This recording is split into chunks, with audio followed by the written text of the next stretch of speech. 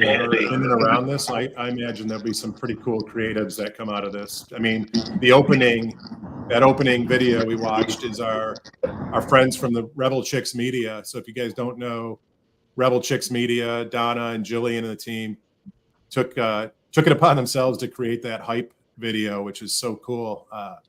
So I think there's some, I'm looking at Dan here. We got Mike Ferrasi and others that are super creative. I think there's some pretty wild stuff ahead of us that's not even in the book yet to come. So can we get a copy of that video? Oh yeah, that for sure. Sizzle reel, whatever. What I video you guys have been circulating? I think it's it's the video that we showed at the beginning of this, right? That there was two versions. There was a coming soon, and then there was a now available. And so, obviously, the now available one would be the great one to shoot, to share out now. I wanna call up real quick because a lot of you don't have a clue who this is, but we gave him the hardest job on the planet for this book, and it's Mark Perkins, one of my really good friends. He's been a mentor to me, but he is a real estate broker, right? So he has a brokerage in Cincinnati, Ohio, Northern Kentucky, several hundred agents, and we tapped him on the shoulder to say, bro, please tell it like it is to the lending community from the real estate perspective. Like, please do not hold back. Like, lenders better than they know themselves in a lot of ways, being on your side of this thing. And so in a lot of ways, I think he had the hardest chapter in the book to write because he had to be willing to say some things that may not be perfectly received by the mortgage world. And he did it beautifully. So Perk, bro, talk to great us idea. Hey, sorry. Talk to us about your chapter. Sorry, I'm the one driving here, guys, but I want to jump on. So, first, thanks for the invite, Kyle. I go back 4 years, man. I think me and you met 4.5 years ago in Anaheim. Yeah. Is that correct? Yeah.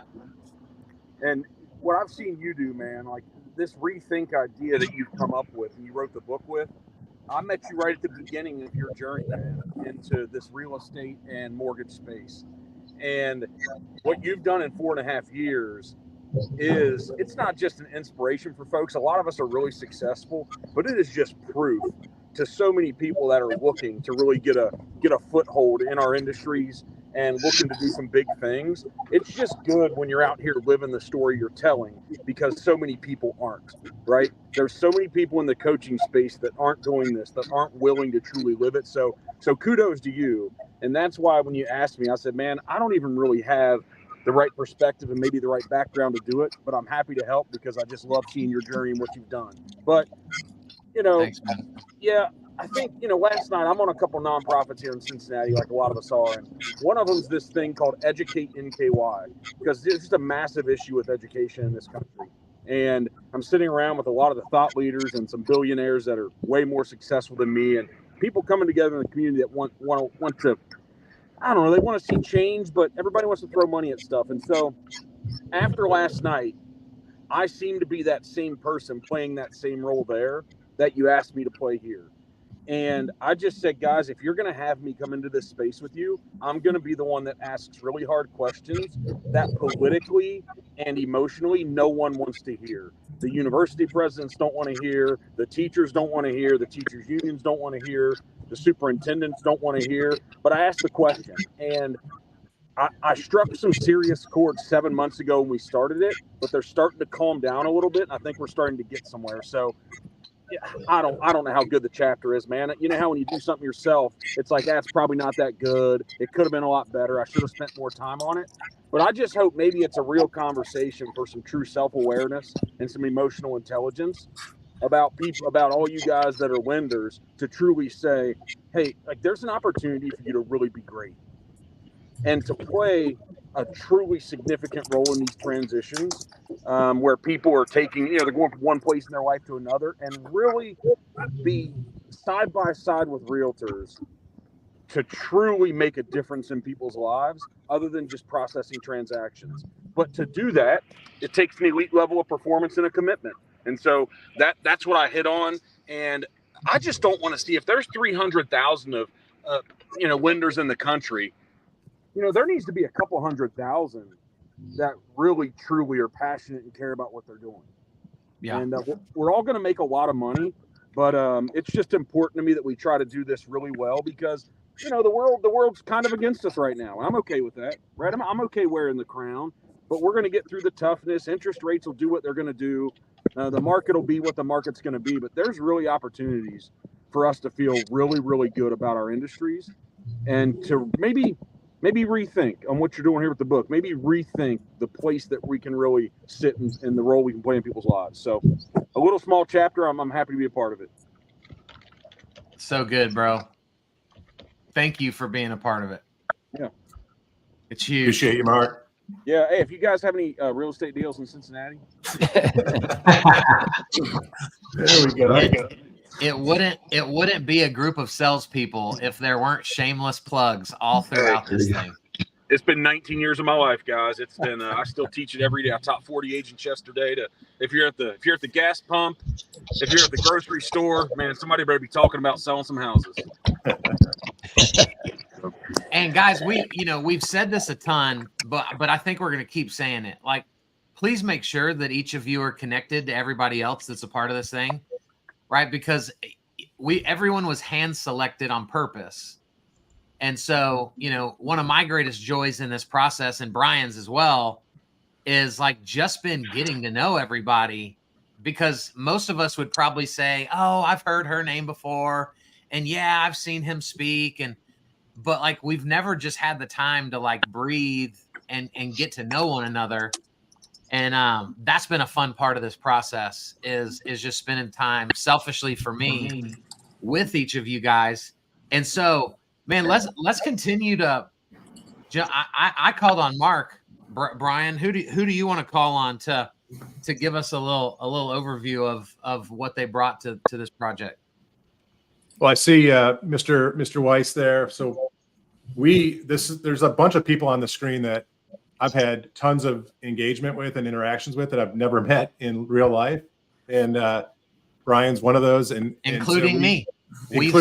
Kyle and I have not met we've met face to face, but there's a screen in between every time we do that.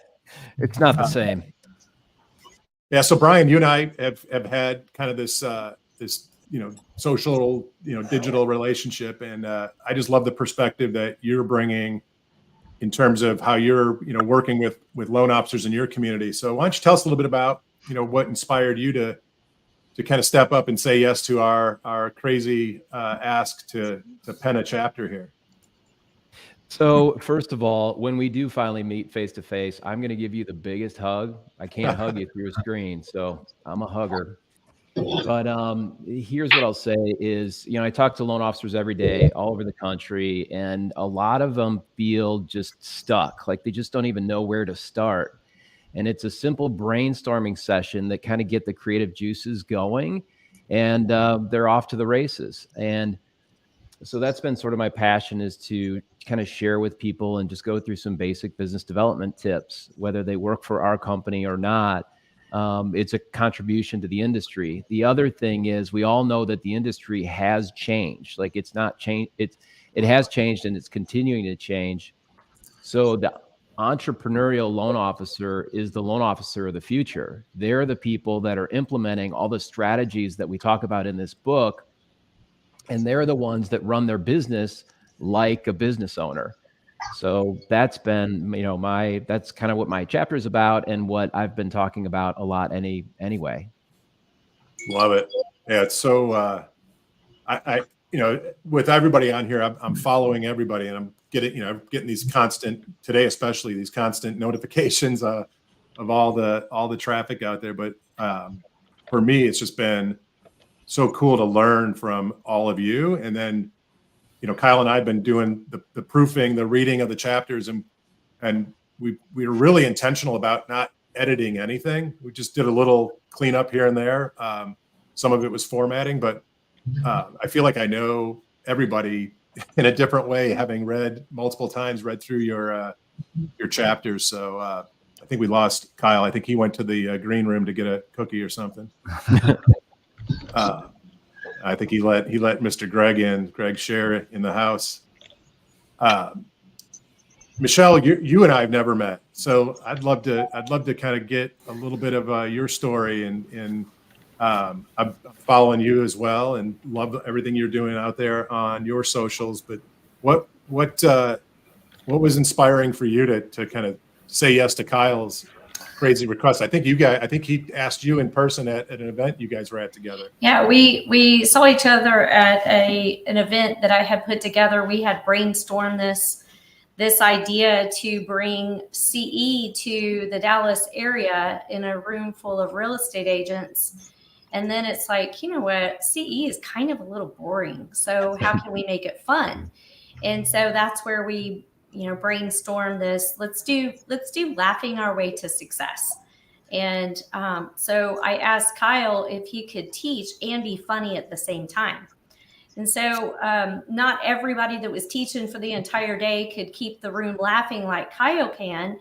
So we ended up hiring a comedian as well, and just provided a full day of just serving our real estate community and having a good time with some laughs and providing them with CE. So Kyle and I were together, and you guys were wrapping up the book, and the CE class that I was teaching that day is just a subject that's near and dear to my heart. And that's really, having that pause moment in life. A lot of times as professionals, we find ourselves in business, and maybe it wasn't by choice, and there wasn't a whole lot of intention put around that. I mean, I know for me, mortgage was an accident. I didn't grow up and go, hey, I want to be a loan officer one day.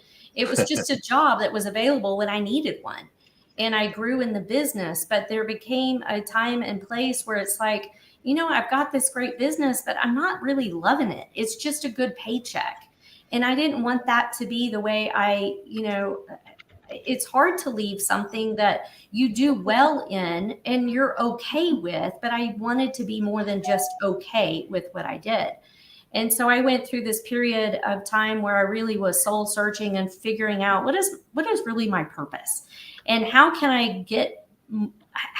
I've always been driven, but really, how can I have that drive come from heart and not from the paycheck, right? And so that's where I went on this self-discovery journey of truly figuring out what is my purpose. And if I really care about the legacy that I leave behind, what is that? And so when we were talking, I was delivering that message to the real estate agents. Really, we all would need that pause moment, I feel, and figure out, who am I? How do I want to serve? Who do I want to serve? And getting really clear with what our purpose is, and passion comes from that. And the profit part of it is just easier. It's just easier to make money when you're doing more of what you love. And so when Kyle asked if I wanted to contribute to the book as a producing manager, educator, coach, I was thrilled for the invite. And of course, then he told me I had like 2 days to get the chapter written. So pressure's on. I was a little bit more than 2 days, but it wasn't a whole lot more than that. So I'm just thrilled to be part of this book. I think it's much needed. I think that a lot of people right now are trying to figure out, do I want to stay in this industry? And if so, what does that look like? And so I think this is perfect timing for people to really ask those questions and really look within and then figure out, how can I do what I do better? Because the business is about to be here and it's going to be crazy. But creating those foundations and those systems that help us do a better job in serving our communities, I think is really important. So timing is great. Good job. I love it. And thank you for saying yes. Yes. Thank you, Michelle. You are the best. And Michelle and I are about to be working on our own book that'll be a part of the Rethink Everything series that we're excited about as well. She made me save pink for her cover color. So, hot pink. There you go. That's going to be coming.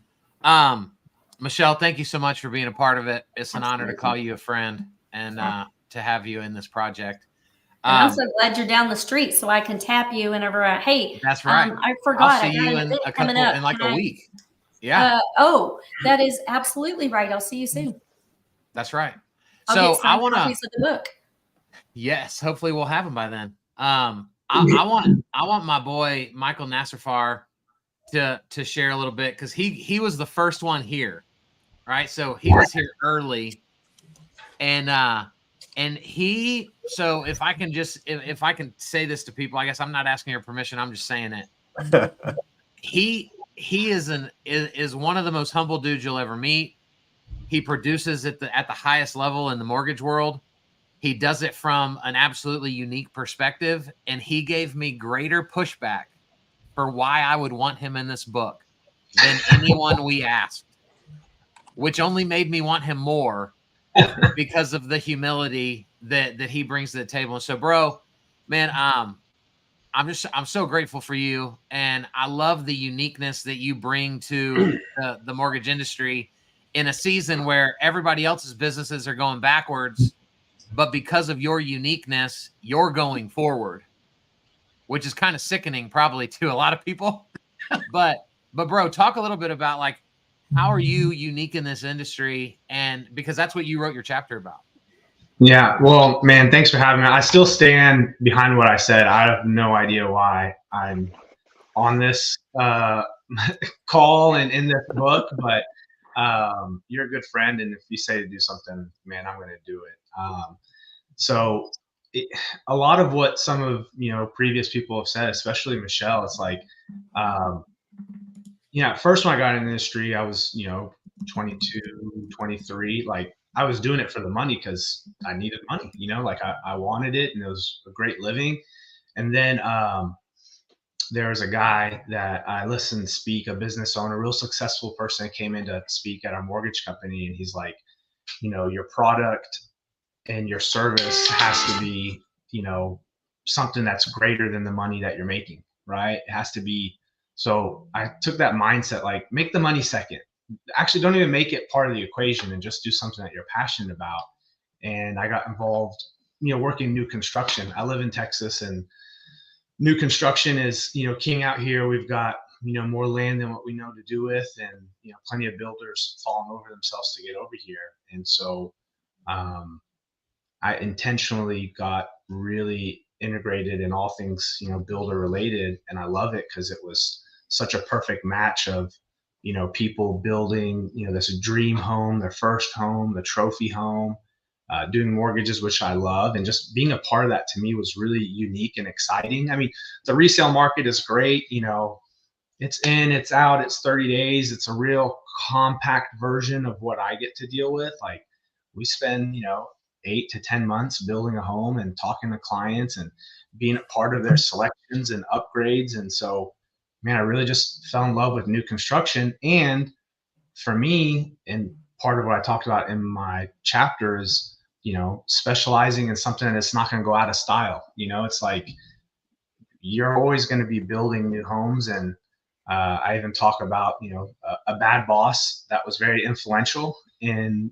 my journey to get here. And he's like, Michael, the good thing about builders is if rates are high, they're selling a lot of homes. If rates are low, they're selling even more homes. So I just really, love this part of the industry. And what I talked about is, specializing in something that you're good at, that you enjoy doing, right? You can be good at something and just don't enjoy it. And something, to new loan officers out there, find something that's not a here today, gone tomorrow niche product that Wall Street doesn't like. And, 2008, it all goes away, right? So, I really love what I do. I love the impact I have on all the parties involved in our process, adding value to our builder partners. And, whether you're, working real estate agents or working new construction, or you're concentrating on CPAs and financial planners, like, bring value to everybody in the transaction, and just your business will exponentially, grow. So again, I might have been probably the last person. I mean, Michelle, I don't know how you only had 2 days. I mean, I took full advantage of Brian and because I think I took 2 months to get mine in, and I was like, right under the deadline, like, hey, we're just not going to include you. I'm like, wait, here it is. Take a look. What do you think? They're like, dude, you nailed it. I'm like, oh, okay, good. So I really enjoyed being part of the group. I'm probably the one that needs this book the most because I feed off of other people's positivity and passion, and the fact that I'm probably the least socially active on social media is like, I've got to get my butt in gear and do some things. But being a part of this group, I was just telling, Kyle and Brian earlier, I was like, man, like, I don't want it to end because this book is launched and it's like, all right, see y'all later. Like, no, this is like, I need this energy and this type of passion in my life. And honestly, one last thing and I'll shut up, like, and this will get some eye rolls, but like, I know I'm constantly hearing, last year, oh, it was the worst year, 60%, 80%. Like, I'm just oblivious. Like, I'm literally oblivious. I'm just like, you go to a title company, you see all these people closing still every month. I'm like, there's business to be done. Like, I'm choosing to be positively oblivious, if that's an okay thing to say, but literally there's I love that. a lot of business to be done out there. There's a lot of positivity. This group is a perfect example of that. And man, sometimes it's, going back to just blocking and tackling and the basic, functions of what we do. And that's why last year I had a 25% year over year growth from the heights of 22 and 21. So to me, it's as good as you want to make it be. Well, bro, that's why we wanted you in here. Like the way you laid out your chapter and encouraging the lending community to, if they haven't considered working alongside builders, to consider it because of the consistency that comes with that. If you're willing to invest into deep-rooted relationships. And so, bro, you're the best, man. So grateful for you. Thank you guys. And thanks to everybody that contributed to this book and the calls and the chat groups. I mean, I'm creeping, I'm watching, I mean, I'm, communicating as much, but I love it. And I appreciate all you guys contributing to it, especially my boy, Jason Steyer right there. That's one good dude. When I saw his name on there, I was like, nah, I can't have him lap me on anything. I'm definitely in now. I'm definitely in now. Awesome. Well, thank you so much, Michael. Great to get to meet you on here. Scott Payne flashed a sign. He's got an update. What do we got, Scott? Yeah, well, I just wanted to give an update on where I'm at since we started this book, as far as like how it's changed, kind of my life a little bit, because there's been a lot of changes since I decided to write this chapter of the book. Because I think what people are going to see, I talk about every lead matters, and one thing that came up for me in writing this, I was really scared to tell this part of the story of my life and journey. I've been telling it a lot lately. I was really scared to tell this part because, going back in the day, and I don't want to call any loan officers out, but kind of I was always scared to call loan officers out up until this journey was. I would sit and observe loan officers on the phones, and I would watch them take applications, and I could see them when they talk to a customer and they're like, I have some credit issues. And I could just see them like look at me on listen to the phone. They look at me and they kind of roll their eyes like, all right, go fill out this application and I'll call you when, we'll figure out what happens. And you can tell they've already moved on to the next one, or they've taken an application and they don't qualify. Like, well, what are you going to do? They're like, oh, I'll call them back when I get a chance. I don't have time for that customer. They don't qualify. Right. And that always bothered me so much because I'm like, these people need a chance. Right. Fast forward a couple of years. I talk about this in my chapter, is that as my father committed suicide 34 years ago.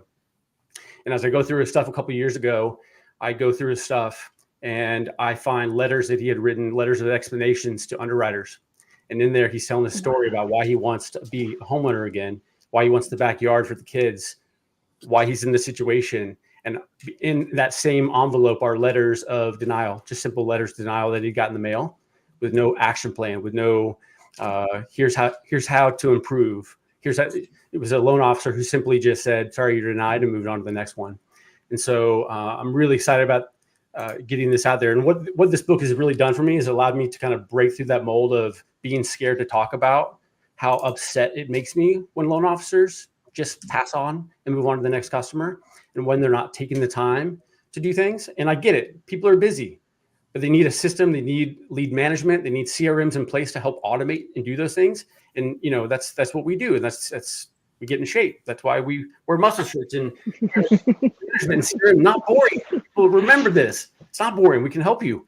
And so it's opened up a lot. And, you know, the update that I wanted to kind of give was that, you know, since I've opened this up, I've now, last week I spoke to 50 administrators for school district administrators to talk about my story and Dad's Club journey, because I'm big in Dad's Club, and I do that because it's to kind of honor my father. So I'm talking now to other administrators about how to start a Dad's Club at their schools. So I've done that now. I'm also a co-author in a book that my principal is writing about Dad's Club as well, and telling my story there. And then most recently, I went to Illinois this past weekend with my son. So those who follow on Instagram, I'll do a LinkedIn post soon. But to honor my father as well, went to Illinois this past weekend, where my father's buried. Took my son to an Illinois basketball game, which was a dream of mine that I wanted to go with my son to, with my dad when I was a kid, but never got the opportunity to. We went to a basketball game, but the most important thing we did was we went to the cemetery where my dad's buried. And I got a chance to talk to my son, 13 years old, about suicide. Never had an opportunity to do that. And so these are things that have happened because I'm talking about it now. And this book has given me that opportunity to do it. Things that I just never thought I would have the opportunity to do it. So I just want to thank everybody for, you know, being part of this. It's more than just a book. It's more than just a book. And so thanks for everybody. And thanks to you guys for leading the way.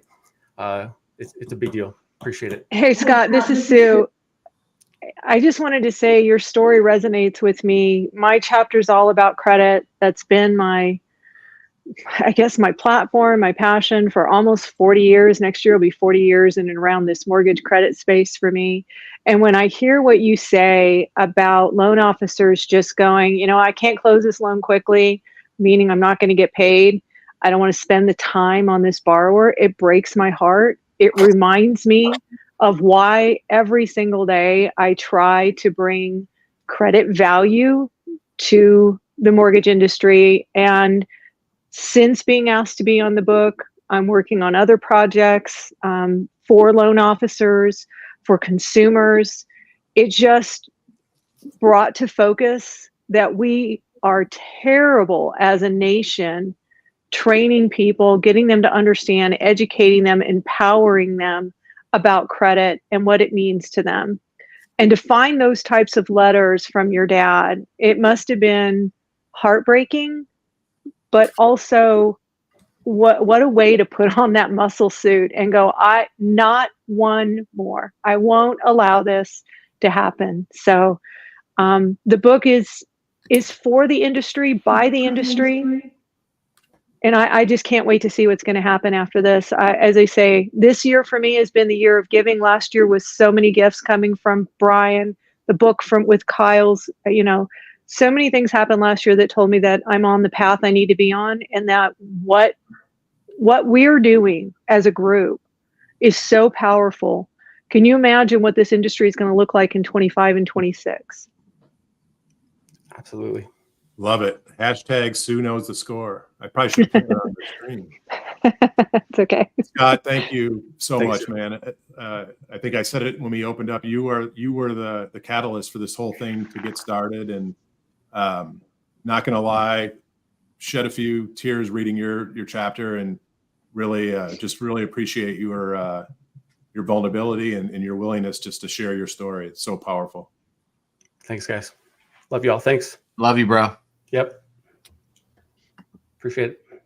Where are we at, Kyle? Let's go. I think my boy Jason Steyer has been sitting in the dark in his office, and you know, he and this isn't necessarily what Major wrote about, but we had several different contributors that really did an incredible job shedding light on how underserved the veteran community is when it comes to home ownership, and sharing the data that just talks about like how suicide prevention, that a big piece of that is providing wealth and showing opportunity and a future to people.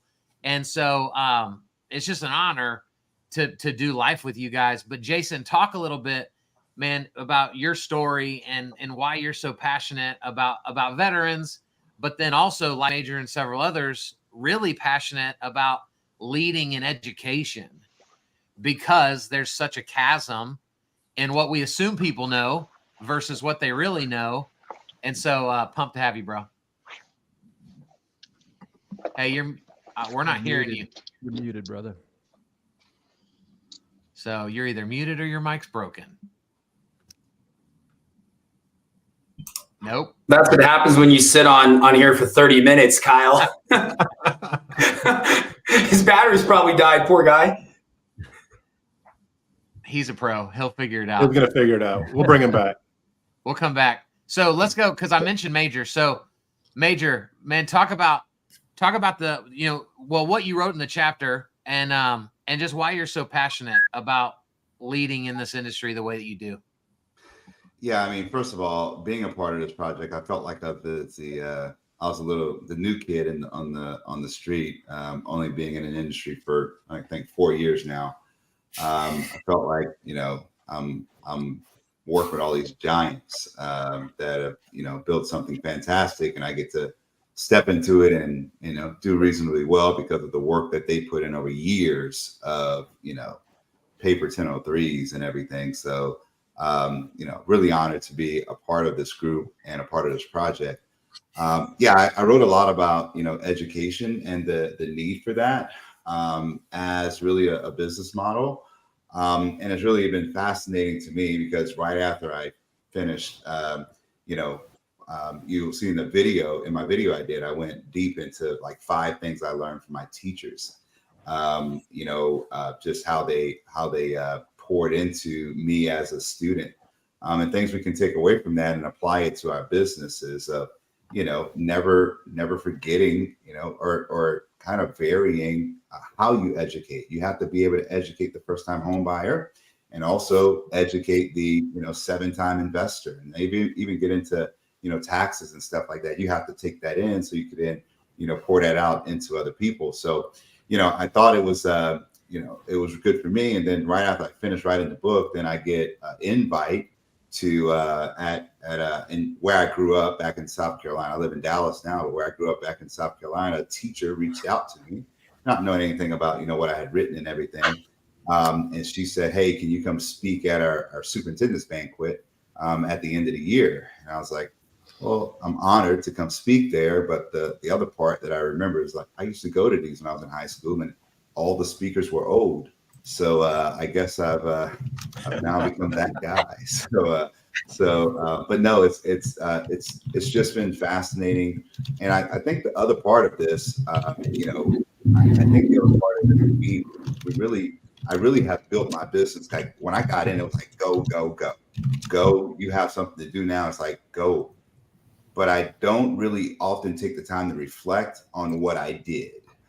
So the book gave me an opportunity to kind of think back to what I did and what my strategy was while I was doing it, because I was kind of doing it, what was in me, what was in my spirit. I was just doing it. But there was an opportunity to put it to paper and format it in a certain way where it could bring understanding to other people about, how it's done. So, thanks so much for allowing me to be a part of this project. It was, fantastic. And I'm just honored to be connected with so many great people. Appreciate you, bro. Honored to have you, man. And guys, I'm not the guy that loves to lead with numbers. And like, that's what we do in this industry is like, you should love this person because they made this much money last year. But when you get to know Major, it is astounding what he's been able to achieve in this industry in 4 years.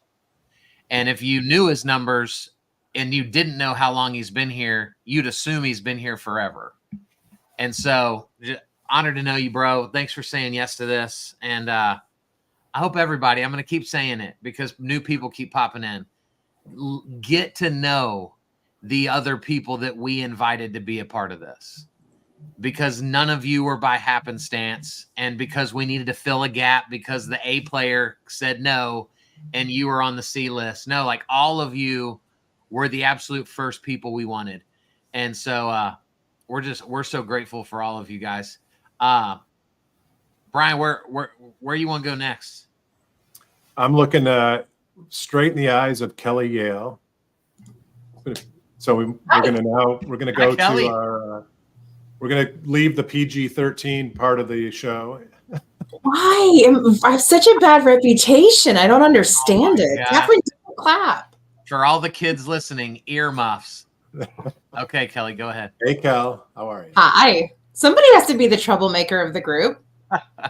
For sure. So Kelly and I have known each other for a while through through the FinLocker and lender experience. And I think we were on a conversation and just randomly talking about books, and you were actually in the process, like the deep process of writing your own book. And I'm like, oh man, I'd love to have you participate in our, and you talk about like, I'm in, there it is. Yeah. There's Catherine got the book. Yeah. Number one cheerleader right there. Nice.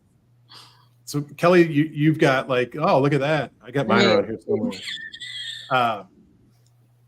You've got one of the best minds for kind of putting together the process and technology and making it make sense. And I think as Kyle and I were rounding out this, the book and kind of how we wanted it to go, our closing section of the book, is really around, we call it AI, tech, and process for the win, right? And so, we start with mindset and we kind of close with mindset with Joe, who joined us here. But in between that, we had our kind of tech section. And so, share a little bit about what you wrote about and shared with the reader in terms of, because you didn't really talk about any specific brand, logo, or tech, more about the fact that you have to have a process that makes sense for you as an individual. Well, I was thrilled to be asked to be part of it. I mean, obviously, this is such a great group of people and people I have admired for a long time and people who I'm still getting to know. But, we obviously all understand that 23 was a complicated year. 24 has proven to be a complicated year. And people are trying to figure out, I think, especially loan officers, how do I use this landscape of technology? How do I look and really understand what's going to be best for me and best for my business? And then how do I tie it together with my own spin on it, my brand, and how do I really show up the way I want to show up? And it's complicated to do that. And so we were thinking about what is the future of the originator? What does that person need in order to grow that brand, to grow that business? And everyone kind of took a different piece of it. For me, it's a lot about how people approach tech and marketing in the future and how to build that out. So it kind of serves them instead of overwhelming them. Brian, you go through that a lot. I know a lot of us are on the tech side, and anything that we can do to make people understand that tech is really approachable, and to kind of teach them simple ways to grow their business through that. I think that's a huge win. But it can be a complicated world out there.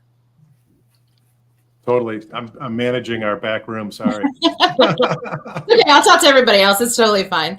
But that's what I'm so excited to read the book, because I know, like I said, I know so many different people, but I don't know what they had to say about their own chapter. So it's kind of fun to be not only a contributor, but to be excited to read like what everyone else wrote is super cool, except for Mike. I don't want to read Mike's chapter. Thanks, Kelly. Hey, no problem. People like your voice better than mine anyway. One of the things Kyle and I were talking about earlier was, we didn't really say write about this or that. People wrote what they were passionate about and where their expertise lies, and piecing it all together, over the last 10 days, and then being able to read through it a couple times in its, entirety. It's actually pretty remarkably cohesive, which is pretty wild to think about. There's a lot of differing, thoughts and opinions and expertise. And we even, some of the sections have the same thread, and it's so cool to kind of see back to back different perspectives on the same thread, and then be able to pull those together in a way that actually sheds a different light on it, forces you to think a different way about that particular thread. So yeah, really excited to I can't wait for everyone to kind of start to get it in hand and provide their feedback, and hopefully you have the same experience where it is cohesive.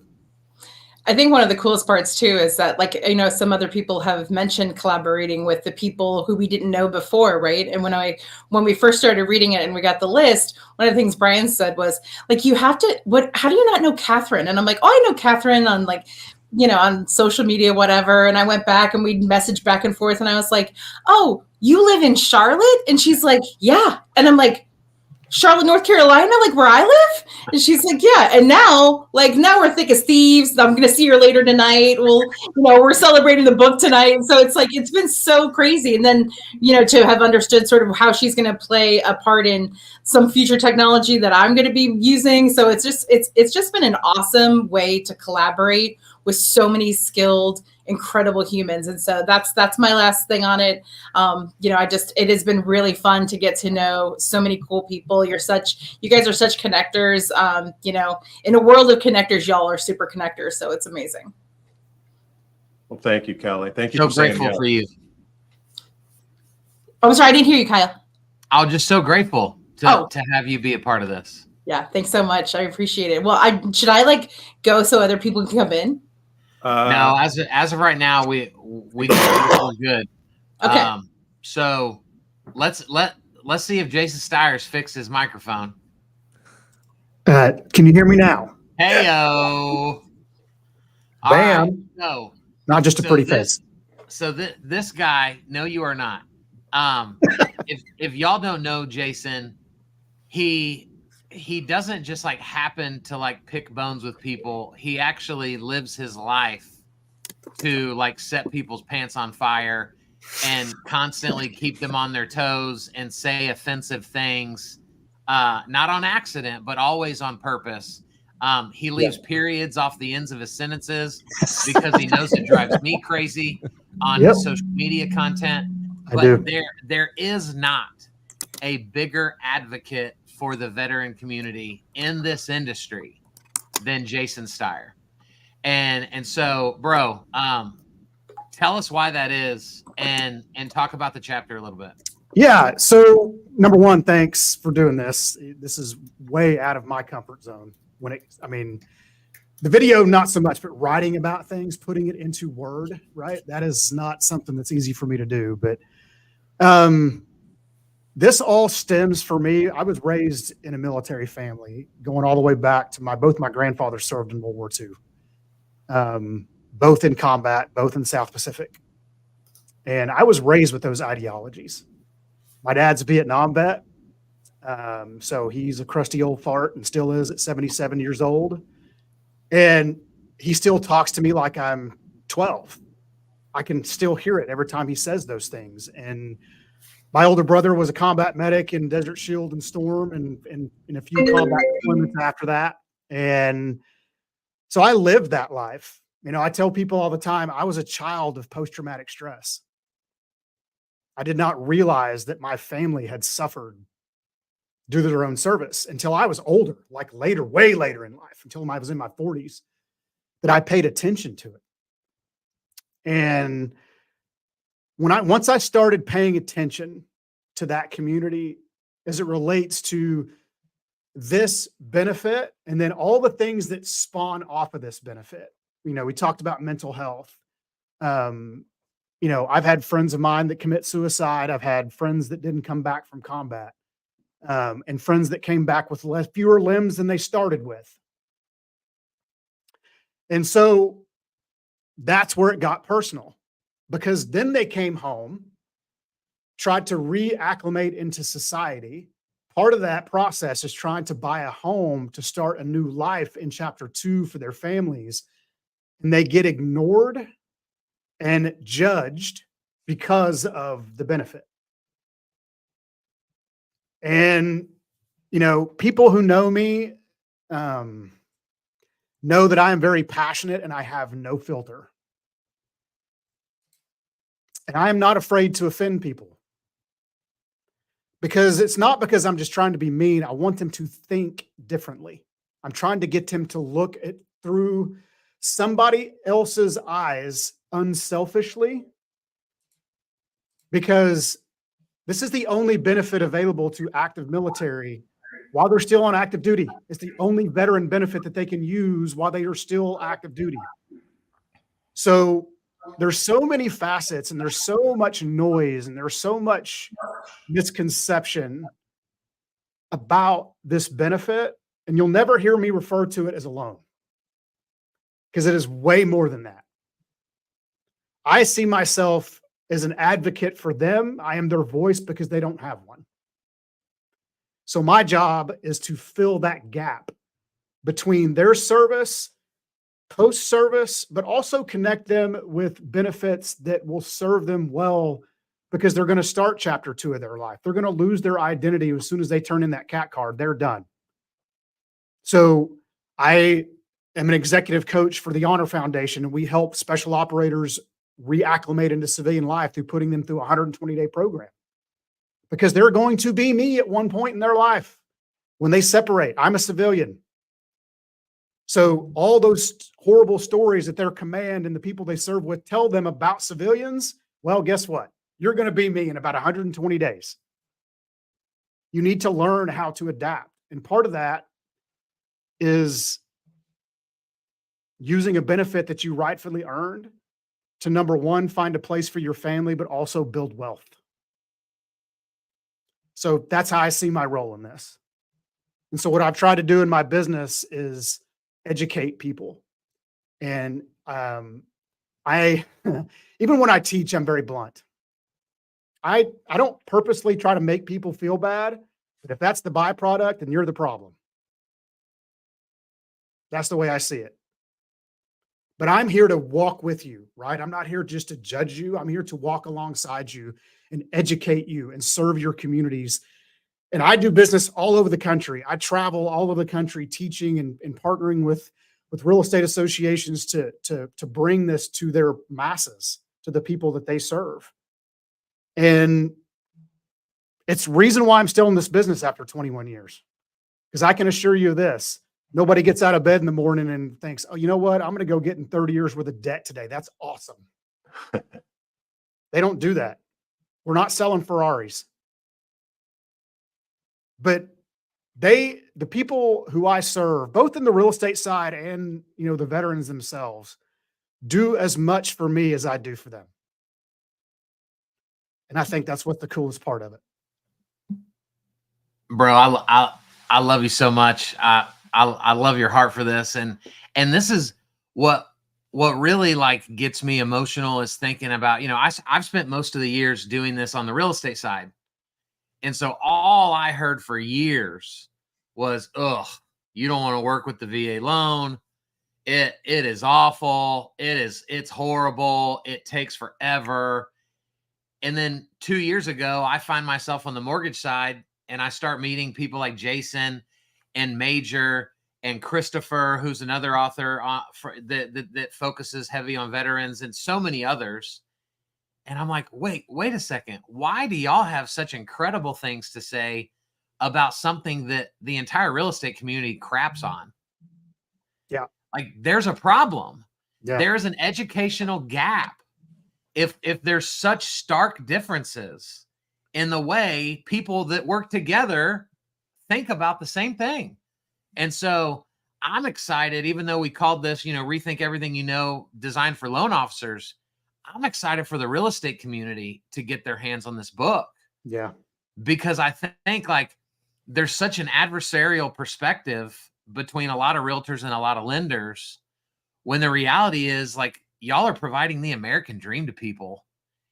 And we live in the only country in the world where home ownership is an option for the average person. Yeah. And so, dude, keep offending people. Look, that's my mom, guys. Well, my mom, you don't have to worry about that. That's to just meet who all I of am you. in my nature. Hi, So Mom. you're good. So There's thank you, Mom, none of that going away. for watching. But I appreciate the chance to do it. And writing that chapter was emotional for me. I bet. It really was. And not because, of the VA benefit itself, but because what that community has done for me, number one, in my career, but also as a father. Yeah. I'm raising young men. Yeah. Right. I take all the conversations that I have with active military and veterans and the people that I've had the pleasure of meeting, and apply these lessons to how do I be a better father and a husband and a steward of my community. And so the two always go hand in hand. We can't just make it about loans. If it were just about transactions, I wouldn't do it. This is about people. Good. So I appreciate you guys giving me the chance to do it. Hey, one last thing before you go. How do you feel about Michael Nasfar saying, I mean, he's a Sooner, that could be a part of his technical difficulty? Well, he's not wrong. People in Norman are a little bit slow. But I will say this, that I love that guy, even though he's a Longhorn fan. And I give him grief. I won't hold it against either one of you. I'm not going to hold it against him, but I do hold my nose and my breath when I drive through Austin because that place is a dump. I'm just going to say it. And with that, I'm taking Jason out of the stream. Love you, bro. Thanks for being a part of this, man. Appreciate y'all. All right, so we've got way more to go, and gosh, I need to. Who's been here? Who did Catherine? You know what? Actually, I haven't said anything yet, and I have to say, Catherine, perfect segue. Jason is the perfect segue leading into personal branding. It's funny that we have so many chapters, and I can't wait to read. I'm like Kelly on that. I can't wait to read everybody's chapters, that we are explaining to people how to be yourself. Jason, you have this passion for something. We heard Scott earlier have a passion for something. Sue's passion for something. That is yourself. That is your personal brand. We have a strategy in marketing for paid search. So everybody knows that when you type in a word in Google, it's going to go compete against a bunch of other people spending money and try to be at the top of the page, right, of the results. And if you're a big old behemoth lender, then you can spend millions of dollars on paid search. If someone types mortgage, you can be the #1 result. Well, the word mortgage is extraordinarily expensive. People can click and say, oh, that's not what I wanted, and go right back. And you've spent $25 for, a second and a half of their time. So what we do is we find the long tail of words. We say, veterans loans in Charlotte, North Carolina. Right. So that's kind of the long tail instead of trying to compete for the word mortgage. This is just like your personal branding. You cannot be everything to everybody all the time. You don't have the bandwidth and you don't have the budget. Right. But you do have something you're passionate about. If it is kids soccer, if it is the VA, community, whatever it is, be 100% to that sliver that you're already passionate about, and you won't have any trouble finding yourself. So, just well said, Jason. I think the personal branding piece is going to be exciting, and that all of the chapters, it's yes, I'm sure collaboratively it should just be this big aha moment. But I don't know that there's going to be anything extraordinary that's not sort of reminding people of some of the basics and some of the capabilities they've been told about in technology, as it is giving hope to this industry right now, where there's just that one thing that's like, that's what I could do. That's one. And so I think this book will do that for everybody at every level, from C-suite to processors, certainly the loan officers, but some appreciation for where this industry has been and where it's headed. So thank you guys so much for allowing me to be part of that. And Catherine, I also just want to congratulate you publicly on, we all loved Shape Software and the people there when y'all were separate. And so congratulations on taking on the CMO role. And we're just excited to see what your brain and brilliance does inside of the mission and vision that they've already had. And so congratulations, my friend. Thank you. It's so fun to build out a brand for the technology side. I haven't been on the B2B side in some time. So this is fun. But when you love a product, like you guys with your even your loan products, when you love a product, it's very easy to evangelize it. So I'm super excited. Thank you. Hey, Kyle, we got a lot of rebel chicks in the house, but there's a couple in particular. Hey, Donna and Jillian, hello. Hi. Hi, guys. How are you? We're so great. I can say this. I have met these two in real life.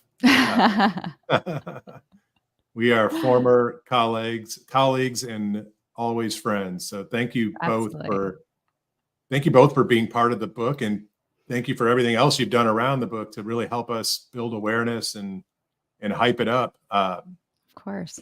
Talk to us about your chapter. All right. So loan originators are sitting on a mountain of knowledge that can genuinely help home buyers. But the thing is, that knowledge needs to be shared in a way that resonates, in a way that sticks. And that's where video comes in. It's not just about throwing facts and figures out at people. It's about storytelling and about bringing that human element into it. And that's important. If you don't feel comfortable getting in front of the camera, that's okay too. There are plenty of professionals out there that can help craft those videos for you. Kind of like Rebel Chicks. Mike's on here too. There's plenty of out there that can help out with that. But it's really key to get out there and start recording video. You know, Jason, when he was talking, I was sitting there thinking, man, that's such a powerful story. Like everything he was saying, I was like, I want to get him on video. He had me in tears, and I was like, oh, that resonates with people, right? That is such a powerful message to get out there. Jillian, I wish you were on here just a few minutes earlier to hear him. Oh, it was a powerful message. So, you know, we wanted to get that message out there and make sure that people realize that they have all this information and they need to be sharing it in the right way. And it's their responsibility to do so. Jillian, do you want to add anything? You're muted, hon.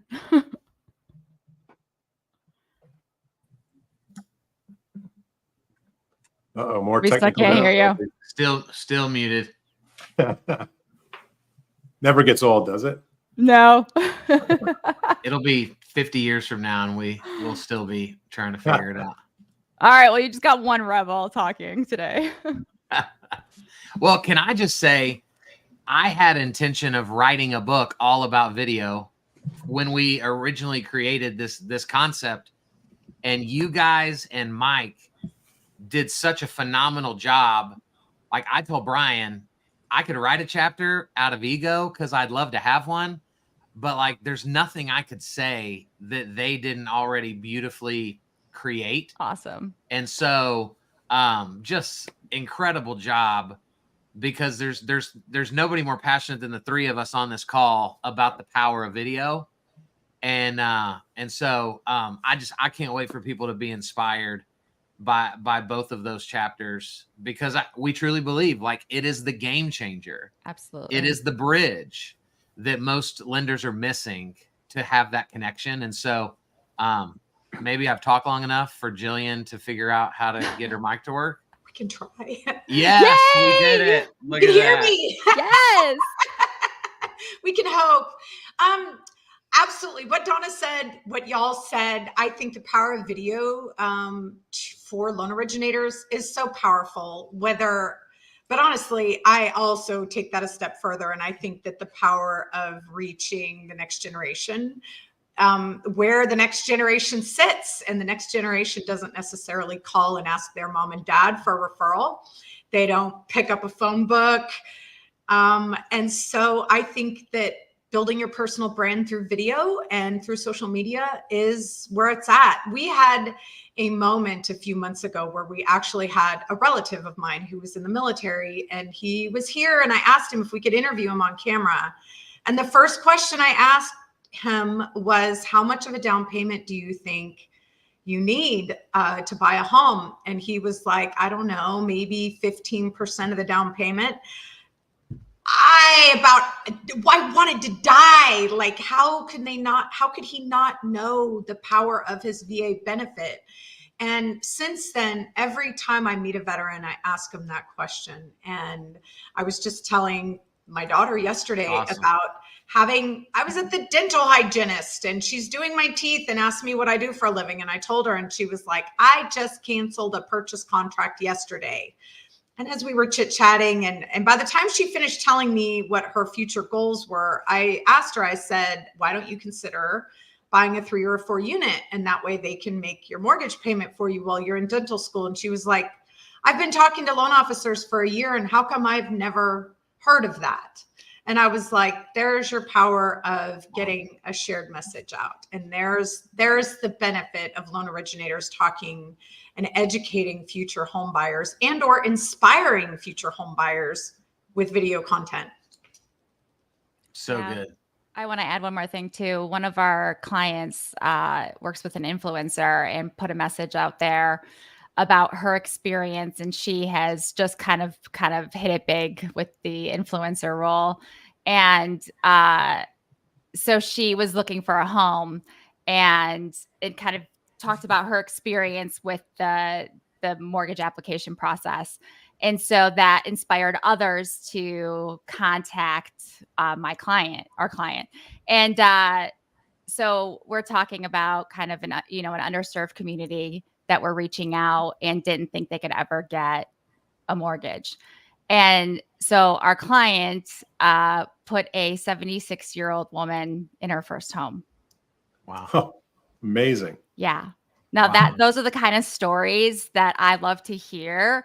And we're going to get an interview with that woman too, which is going to be phenomenal. Wow. So good.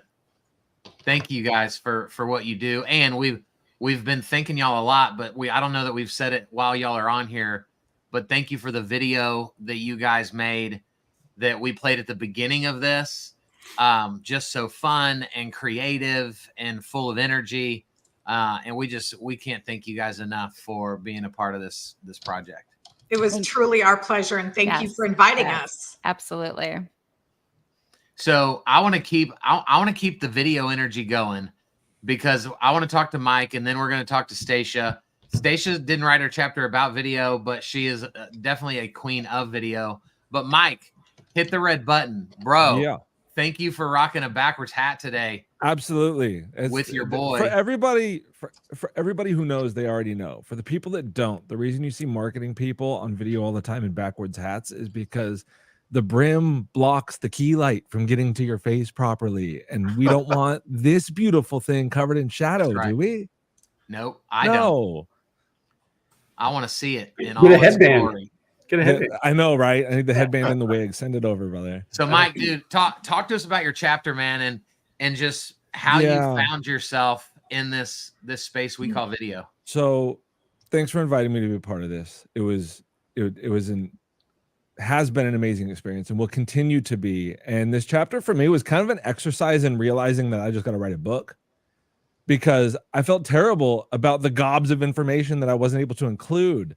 So that could be a project that boots up in the future. But what is included in this book is probably not what you expect. I'm a nerd. I'm a content marketing nerd. I love video. I wanted to talk about that, and not in a way that most people expect. Like, let's face it, mortgage and real estate, like, we're like a decade behind in all the current trends and tech and marketing strategies and things like that. So there's a whole lot of people getting really popular telling mortgage loan officers, hey, you need to make video. I come from a place of, guys, it's 2024. The data's been out there for over a decade. If you're not bought into video, I'm not going to be the guy that gets you over the hump. You need to be talking to someone way more popular and more important than me. Maybe Kyle's that guy for you that actually convinces you to hit the button. My chapter is for people who know that video is valuable and they want to make it. This is going to show you how to make it better. Knowing who you're talking to, because it changes the context of every message that you deliver.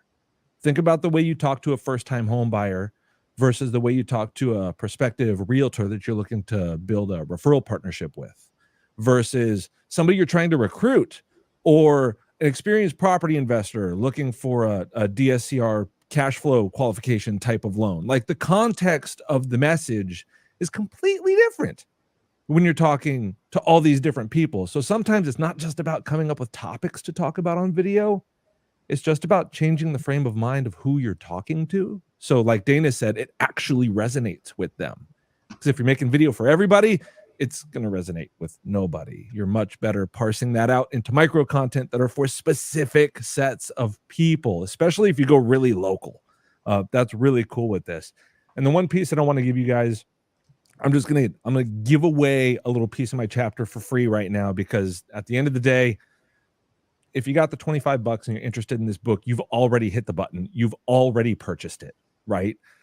If you don't have the $25, which a lot of people don't right now, I empathize with you, and I don't want you to be left with nothing.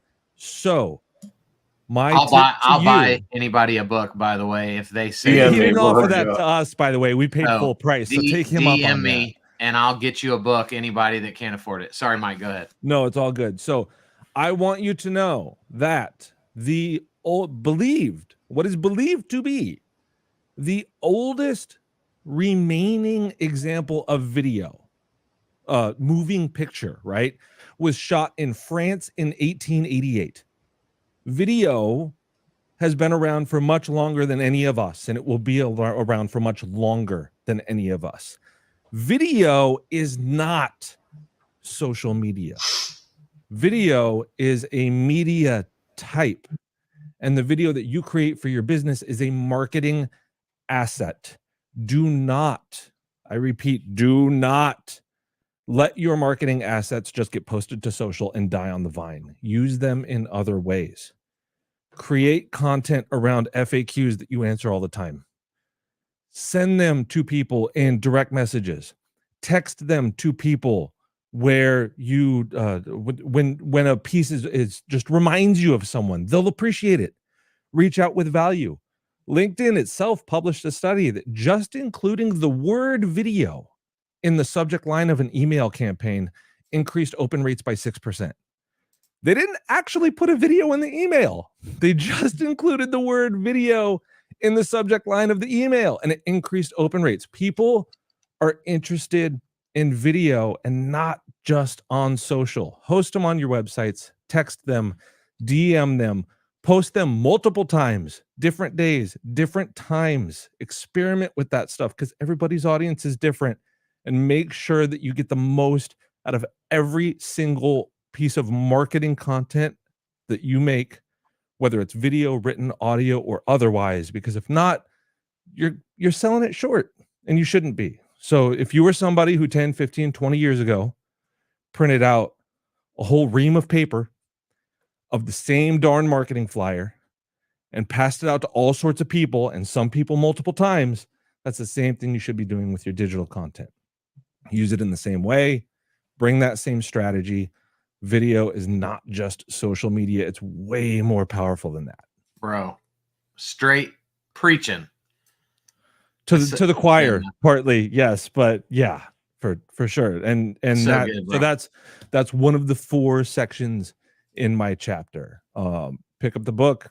I love it. Take a look at what I wrote. I got a few different QR codes in there.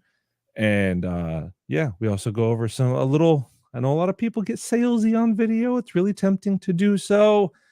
And I know that most salespeople can't resist that. So I go into a little section where we kind of teach you a couple of different ways where you can sell and you can pitch something So without good. it actually coming off that way and looking like a commercial in the feed. So And guys, I think it's some good stuff.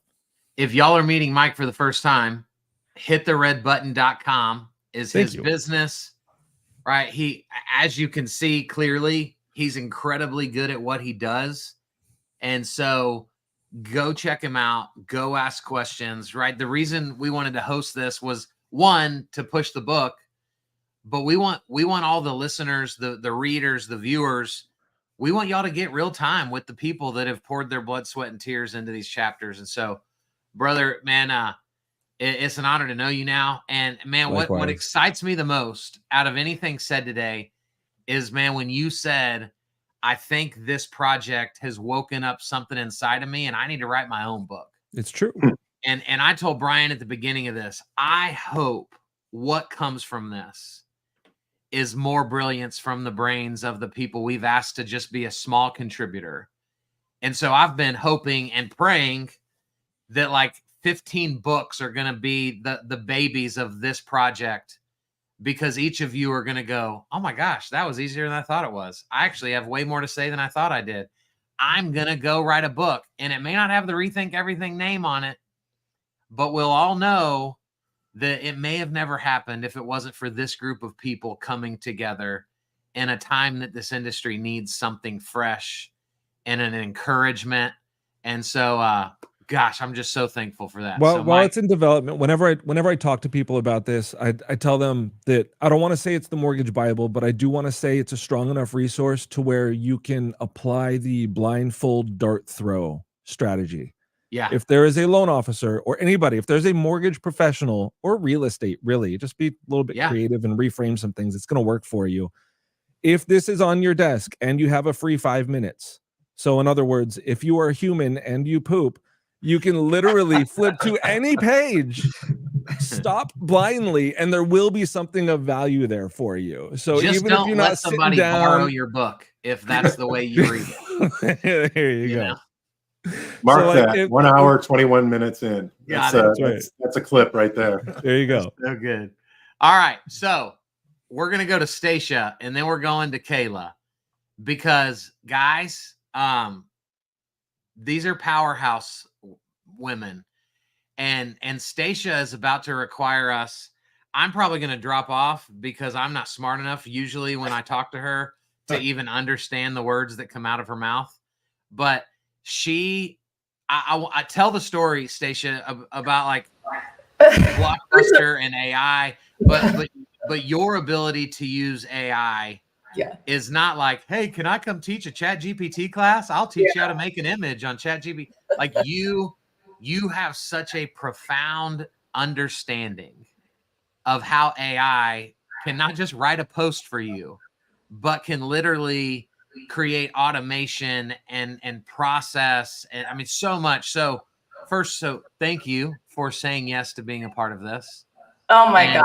Are you kidding me? First of all, you're way smarter than I am, my friend. So get out of here. You brought 40 brilliant minds together. So that's highly intelligent in my book. So, but yeah, AI is the coolest thing ever. So my background's not in mortgage. I just got into it because I had a horrific loan officer and a really horrific real estate agent. And so I left my career at Microsoft and was like, I gotta figure this out. I want to know about mortgage financing, and this inadvertently became my career. But early on in my life, many decades ago, age myself a bit, I represented the first publicly facing artificial intelligence company in the US. So like Be Kind, Rewind, Blockbuster days. Like some people on here, y'all are too old for that or too young for that. But yeah, AI is super wicked cool. And it's been around a really long time. And we just started talking about it as an industry like last year. And I just laugh. I'm like, this is hilarious to me that we're all just getting on board with this because it's been around for so long. And, you know, I talk to people as a coach too in this industry and people are like, oh, AI, I'm so scared. I mean, I'm not going to give examples of people I speak to, but really big producers in the United States. And they're like, I don't get it. I'm like, you guys, if you can tell Alexa to like order you some new toilet paper online, I'm not going to talk about poop, Mike, but I got kids. So, you know, 2 boys, poop's like a hot topic in my house. Alexa, order more toilet paper so my kids can poop. You can do AI. It's so easy. I get excited, like super excited about AI because AI allows me as a small business owner to do more with less in my day. I mean, that's the bottom line. I have AI running right now, doing things as me. It's crazy. It's not replacing me as a human. It's being a doer for me in my job and in my business and quite honestly in my life. AI is so wicked cool. Let's talk about video for just a hot second. So I have a whole journey with social media and I told Kyle, I think it was almost a year ago now, 2 years ago, I want to write a book and all this stuff. And then he came to me and I was like, oh my God, chapter in a book, so cool. And then he told me all the people and I was like, this is mind blowing. Brilliant minds in this book. It's such an honor to be part of it. And I think about video, right? And video is the most powerful tool we have as humans to communicate. Mike, you're right.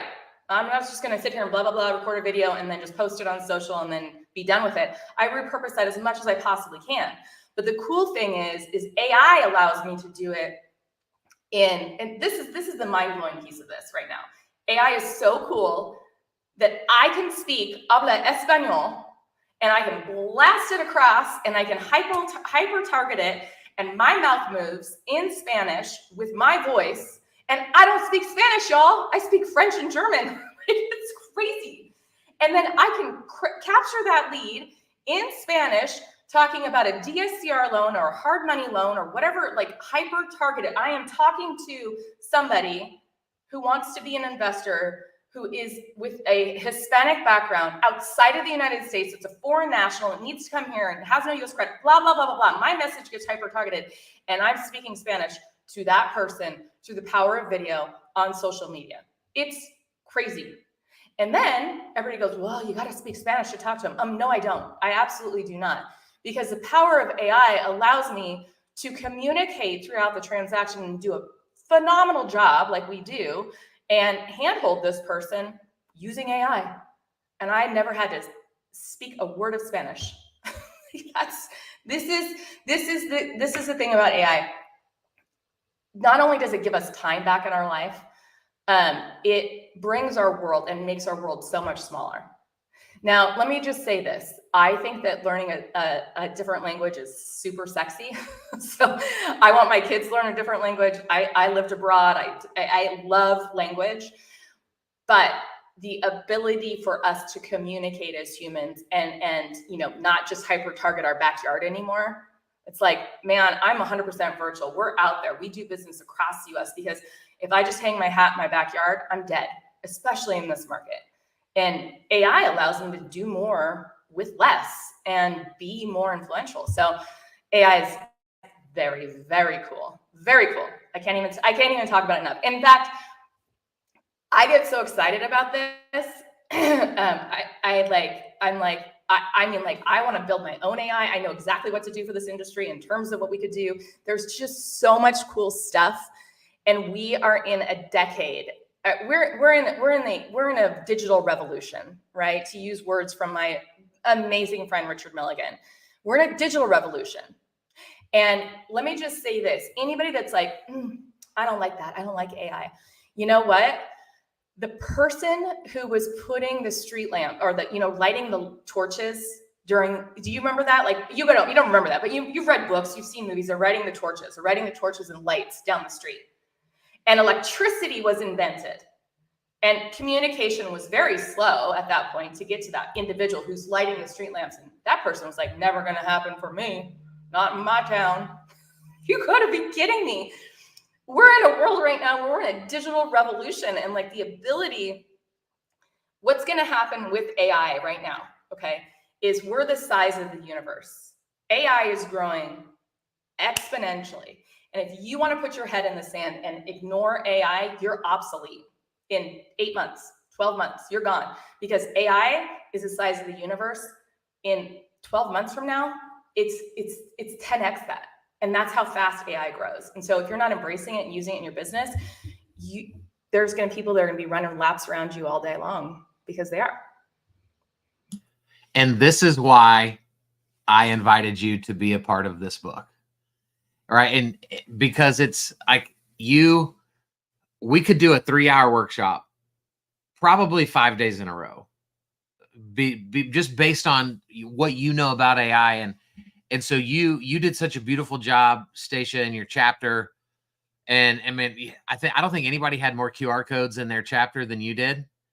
And so just a wealth of knowledge, and could not be more grateful for you. Thank you for being a part of this. Do you not remember the first meeting we had about the book? And you said we had like 3 weeks to do it. And I wrote back and said, hey, my chapter's done like immediately. Cause I said AI wrote it for me real quick. Yeah. And I wasn't sure if you were kidding or not. Or and I was like one of the last ones to turn it in. Yeah. So luckily, if there's one person that can follow the energy of Stacia and her passion for AI, it is, hey, you're the LinkedIn girl, Kayla Callender. And I want to just tell a quick story, Kayla, before I unleash you to the people.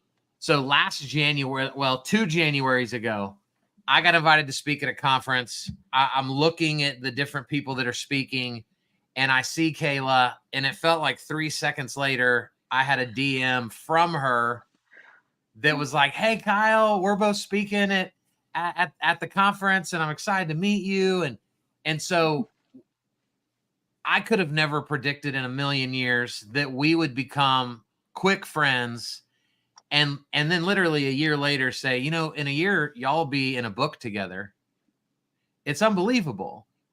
And Kayla, you do such a phenomenal job of educating and equipping through video. You're always showing up. I think like you read Mike's book that he hasn't written yet because you truly see it as a form of communication and not just a social media thing that I guess I have to do.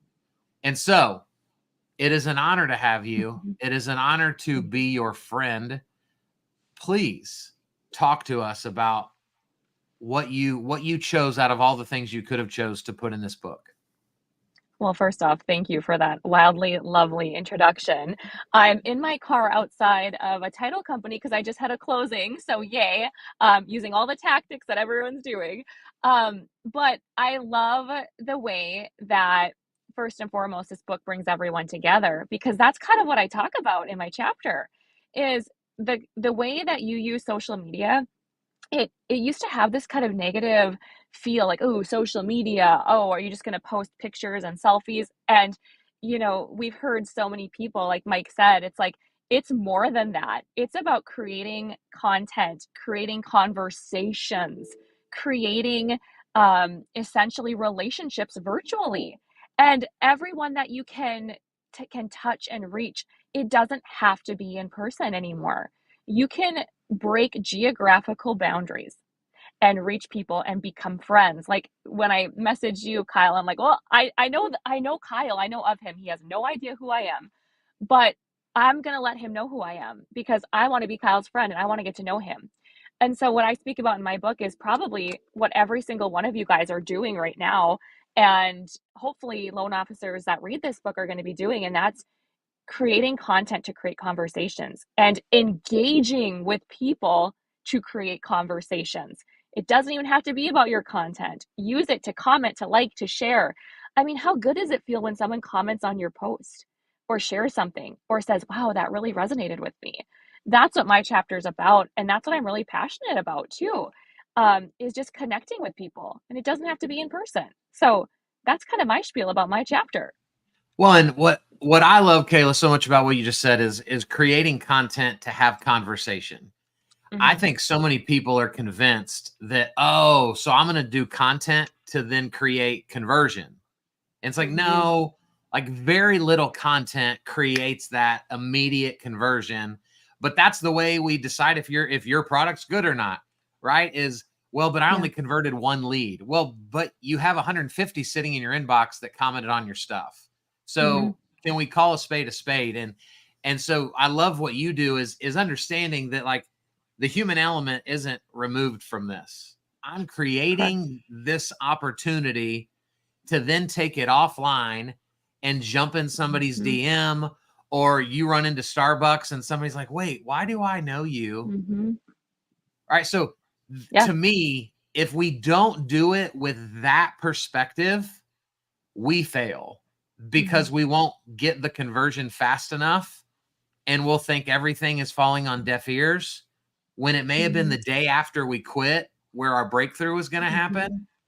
And so I'm just so thankful for just the way you live your life, the way you put yourself out there, and the way you poured your heart into your chapter, because this is the game changer, in my opinion, of people just having a willingness to show up, sowing, understanding that if I sow long enough, the reaping will be much larger. Right. And so you're just a testament to that willingness to stay in it every single day. And it's an honor to know you, my friend. Thank you. And it's scary. It's scary to put yourself out there and they, you hear, be yourself, show your personal life. That is scary. I get that. But I will tell you one quick thing. I had a client that said, okay, I think we want to go with you. They were locked in with another lender, and I had a video call with them, key video. And you want to know what they said to me at the end? They were so like straight and narrow. And they said, we have one last important question. Will you bring your dogs to closing? Come on. And I'm like, yes. And so the reason I say that is they knew me as a human. They saw that I had dogs. They love dogs. And like, how cool, like, because I was vulnerable and showed parts of my personal life. So I will end this piece and say, be you, just be you. You don't have to be a salesperson. Just be genuinely you. You So created a connection with them. Yeah. Yeah. Yeah. That's Well, what and it is. I Like, I did. can always jump in and say, like, the Oh, yeah, number go of ahead, Mike. calls I have with people that I've never met before that start with 5 to 10 minutes about start talking about Marvel and Star Wars and Yeah. nerd stuff. Yeah. Exactly. Yeah. You know, I'm like, just be you, whether you're trying Yeah. to or not. People are receiving who you are. Mhm. Yeah. That Mhm. creating that connection is so important. Mhm. So good. So we've already gone over the time that we planned on doing this live stream. And so does anybody have any final words that they would like to impart on people before we end this thing? Mike is already nodding his head. Yeah, just one thing, because you just said it, Kyle. It was almost like you read from a recent LinkedIn post that I sent out. It's Maybe I very did. rare that you're in an industry or selling a product where a piece of content can actually convert. And that's actually a really good thing for all the mortgage professionals out there. Because I always tell people in coaching calls, if content could convert, I'd already own your market. You wouldn't stand a chance. You know what I mean? But content can't convert. What it can do is start a conversation, which allows you more at bats to do what you do best, which is convert. So if we start publishing content with a frame of mind that the point of this is not to generate a pre-qualified lead, the point of this is to start a conversation with someone who doesn't know I exist, I feel like that gets us just in a better mindset to, you know, converse with the camera as best as possible, get more comfortable with those things, and set realistic expectations for ourselves, which will ultimately result in you not quitting too soon. Because most of the time, people's content strategies don't work just because they give up too soon. That's it, man. So good. Any of the ladies have a final word for us so that Sorry, I jumped off. Sorry, I Scott. said ladies, Scott. Just because you have long hair, you're not a lady. I like Scott's blonde hair. I'm sorry that I had a technical difficulty in my Wi-Fi. That's all right. I just think that, I resonate what Mike says too. Like, I think that, and Kayla, like you just, we're human, right? People want to talk to a human, and most people want to feel safe. And we have the ability to make people, guide them through the largest purchase of their life. And I think that it's the most emotional, sizable, and financially impactful. And the ability to help people and connect with people, it's all about connection. It's all about communication and how you communicate and what you do. And my chapter talking about AI, like, it's just like that ability to do more with less, and to be the human that I am, it is really cool. My little tip is there's AI for that. But that's my tip for my chapter. So anyway, it's an honor to be here, and I'm sorry my Wi-Fi cut out. It's okay. We're honored to have you. All right, Mullet. Take us home. Now that we're done, if I could,